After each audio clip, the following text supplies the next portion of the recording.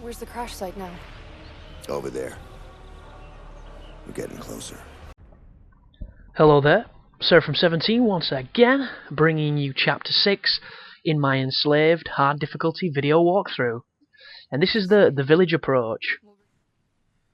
And if it doesn't mean too much to you because you're not been following the story, thanks to me cutting out most of the cutscenes, basically, this is the whole point of the adventure so far, has been to once we got to the crash site and we got our things back, we were going to be going back to Tripp's village. And once we're back at Tripp's village, she was going to set Monkey free.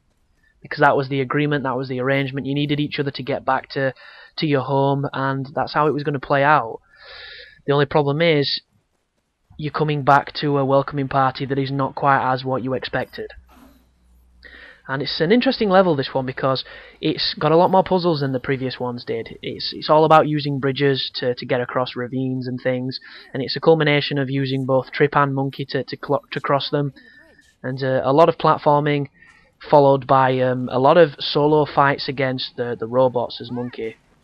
And they are some of the most challenging fights in the game, purely because if it's your first playthrough, when it was mine, when I got to these sections, I wasn't very good at fighting, so I was getting my ass handed to me. I didn't even realise that when you do the stun attack by holding X, who are these 15-year-old wankers that get them fucking mopeds and drive up and down streets as fast as they can, revving the gay little engine, when in all natural fucking fact, there's more power in my microwave? God, I hate those people and how they ruin my fucking audio content. Ugh. But anyhow, can't remember what I was talking about. I was talking about fighting. The stun effect, when you hold X to break the people's blue shields, I didn't realise you could do that by holding X. I thought you had to fire the electricity at them. So I was getting myself into situations where I would run around waiting for ammo to respawn and silly things like that. And I had a lot of difficulty with it because I just wasn't up on the combat. I wasn't, intelligently approaching the situations. But this is the first of the bridge puzzle, and this lever's gonna lift the bridge up, and then the other lever is gonna lift the bridge down, up and down, that kind of thing. And that's where you need to get. You need to get across there. But to do it, it's a culmination of pressing both the levers.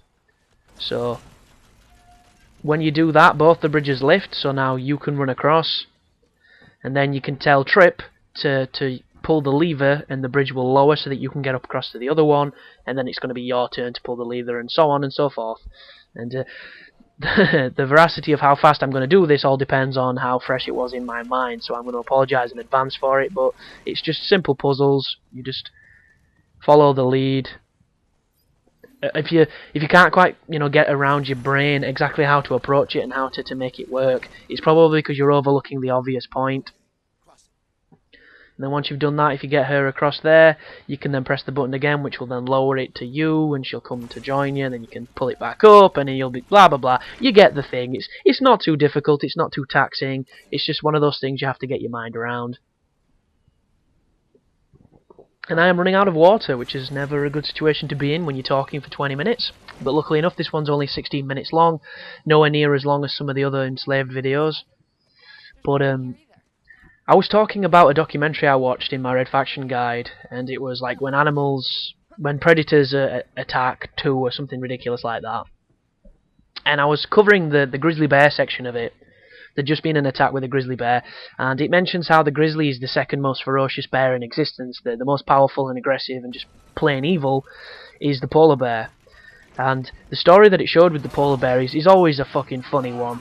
Because it's always that stupid hillbilly fat bird who decides to climb over the railing to get her photo taken with the grizzly, or with the polar bear, sorry. And lo and behold, she doesn't think that the thing's going to reach through the fucking bars and try and bite her. So there's this really fat, really red, really high blood pressure-y, complete utter homunculi moron getting groped by this giant bear that's trying to pull her into this cage, and there's all these people trying to hit it with sticks and shit, trying to get it off, and it's just not working. And in the end, her stupidity costs her some lacerations to her leg and a broken femur, because the strength of this bear trying to pull her into this cage broke her leg.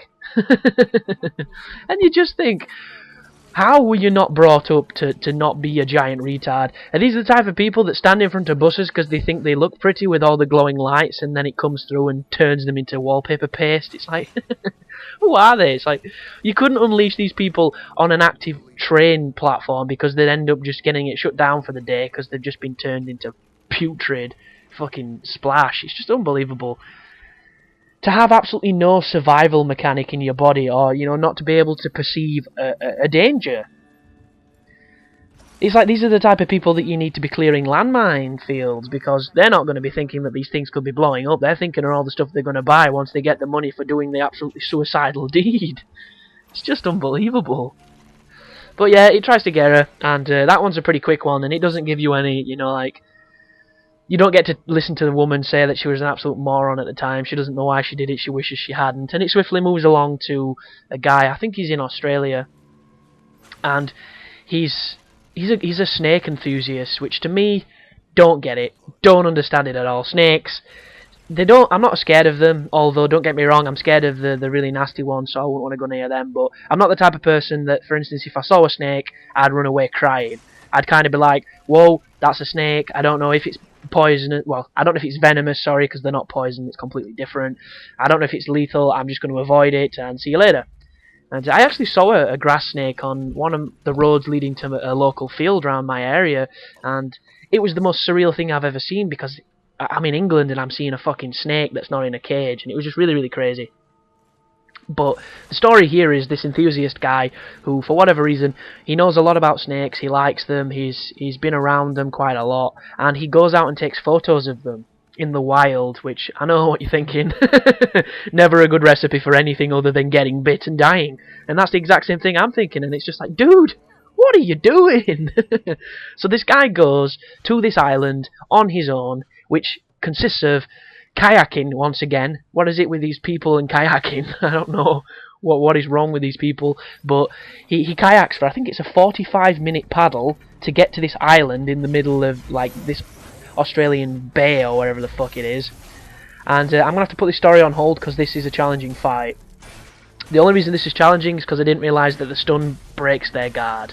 But right now, there is a lot of enemies that are going to be attacking you. And as you can see, he's calling in reinforcements. It doesn't really matter because it's all good experience and it's all good practice. But the problem here is you're generally always going to have 3 or 4 robots on you at the same time. So what you want to do is you want to build up your focused attack that I've got on my staff right now. When they run at you like that, if you see them running at you, they're always going to do a diving lunge attack, so you need to always throw your block up straight away. And if he starts blocking too much, just put your block up, let him attack, and then it'll give you an opening to start beating him up. But when you're fighting, always try and keep the other enemy in the camera so you can watch for him, because as you can see, he's about to attack. I throw my shield up, I start attacking him, he's blocking, I stun him, and then I can beat him up again. And what's going to happen on this section is, as you move across these walkways and this like mountainside, more enemies are going to come for you. So you'll notice I've got, I think, is it 18 electricity stun rounds? If you've got as many as me, sorry, you're going to have to use them as best you can because they're really going to help. And if you've upgraded them, they will stun a lot of people. Bear in mind, you cannot stun that electric guy that's got the big exclamation mark over his head. And what I should be doing now is getting to him, because if I can hurt him, I can get the quick time event, which can then neutralise his friends. But he's been a stubborn bastard. There you go. Press B to take down, and then this should EMP and kill his friends. So let's see if it works. Oh no, sorry, it stuns his friends. So now that his buddies are stunned, I can focus on beating them up and quickly get the kill. There is a little bit of life scattered around this area, so if you start having a rough time, make sure you get to it. If you don't have, you know, if you only have a little bit of damage, don't waste the life. There's no point using it when you've hardly taken any real damage. And as you jump across here, you're going to spawn another bunch of enemies to come for you, and they're going to come in a similar formation of a bunch of the standard robots and maybe an electricity guy. That guy there with the shield up, the shield makes him annoying because as you're charging to take his shield down, his buddies can hit you. But don't worry, as soon as you get through his shield, if you beat him up, you'll get a quick time event and you'll be able to use him as an improvised explosive device, and you should be able to win. But you'll notice right now I'm doing this the slow way. I would definitely advise against what I'm doing. Attack him first, he will help you kill the others. It's just so much simpler. Excuse me.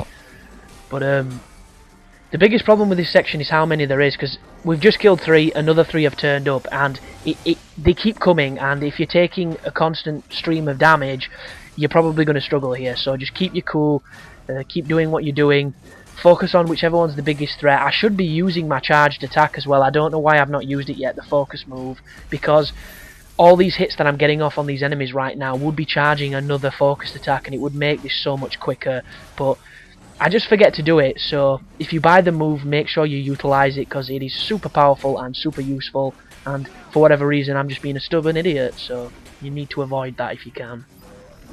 As I've already mentioned though, there are a lot of robots that will come, so you need to deal with them as quickly as possible and just try not to lose too much life. Luckily enough, as I've mentioned, there's plenty restorative items around this area, so just, you know, take it slow, utilize the stun effects of your cannon, your staff thing, and fingers crossed you'll get through it as smoothly as I do. But it is definitely challenging, I'm not gonna lie. The first time I got to it, I was in trouble. I died a couple times, but as soon as you figure out how to fight and as soon as you get confident in your combat abilities, it's definitely a lot simpler. But these next few levels, the chapter after this one is an especially more challenging one as well, because that's got some combat, that's got some shootout sections, and then the one after that is another one. There's a couple more decent challenge levels coming up, so if you're thinking that this so far is a joke and not worth your time, then just be patient, because it gets better from now on, it gets more difficult. And this is going to be another fight, this, I think, as I push towards this big circular item.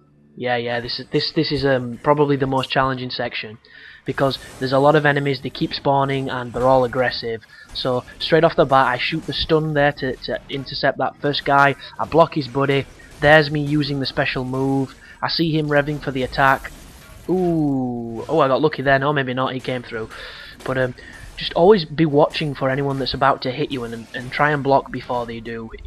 It can be the easiest thing ever, but other times you'll just get hit and you can't quite tell why you got hit. You've just got to be patient, you've just got to get into the rhythm of the game. But like right there, that was just sloppy of me, because I tried charging and then I bailed out of doing it and he got the 2-piece off on me. But you don't have to keep charging the stun unless they have shields and if they're blocking a lot. For instance, there's this guy here, if you make sure to use him, he's going to make everything a lot more simpler for you. There you go, that sends out the EMP, and then you can beat upon the other guys and destroy them. But I should really use this focused attack a lot more. I don't know why I didn't, it just seems crazy. But there I go, killing that guy and damaging his buddy. If you manipulate the angle of when you start doing the attack, you can hit numerous people. It is kind of cool that way. But just keep cleaning them up, and as soon as this next guy dies, I think another bunch are going to spawn. Because I do remember this being a couple of waves of enemies and being quite challenging, so there you go, that's that one guy down. His buddy's going to show up. And never forget that you've got the ability to stun them with your staff, and if you've upgraded the staff so that it stuns more than one person, you can stun an entire group and then just beat them up. I didn't use that as well as I could have on this situation, and I'm not too sure why I didn't, but this guy's got the icon above his head, so always focus on him first. Then use the quick time event to kill his friends. It's that simple. So you get to aim this one, which is useful. There you go. Send him over there. Good night. This guy's about to call for reinforcements. Can I kill him before the 4 seconds are up? Oh, I think I can. There we go. And you're one step closer to beating the first real challenging level. But I've been talking about some wildlife stories of a documentary that I watched, and I'm not going to be able to finish it off in this video purely because I've got to get this commentary out of the way and I can't do any afterwards. But it's definitely something I'm going to go back to, so don't worry if you were enjoying the stories of the predators and the people that survived their assails and all that good stuff. But this is just your standard platforming fare now. Look for whatever shimmers and jump towards it. And another fight. So here we go. This is 4 enemies. 2 with shields and 1 that's the electricity guy. So straight off I would say ignore everything but the electricity guy, because the only problem here is I didn't realise that he didn't have an icon above his head, so I thought by killing him I could stun the others, and this is where it gets a bit challenging. Because he doesn't have the icon, he doesn't do the move. I would still say kill him first, just because when you're fighting them, he can do the most damage from a distance to you, and it's just easier to try and kill him. The shield guys, for whatever reason, seem really passive at times, but the only way you can get through the shield is if you do the charged stun move, or if you shoot them with the electricity, which I've not been using, but I should be using because I have 19 of them, so don't forget that you have it. It will definitely help. Oh, and that move goes through shields as well, as you just saw. So never underestimate how important that ultimate focus move is. It's really useful, and that is the reason why I purchased it, and I implore you to do the same. But once everything's been killed, there could be some more coming. I'm not too sure. No, I think that might be it. But you get to jump across this gap now, and then climb up this tower, and you're one step close to being reunited with Tripp, which you're going to see in the next video. And that's when things get even more interesting than they did on this level, because it's definitely not as easy as the ones before it, I will say that much. So if you're struggling, it's understandable, but hopefully if you follow my advice and you're patient enough, you should get through it. But thanks for watching, guys. I hope it helped, and I will speak to you later. You take care now.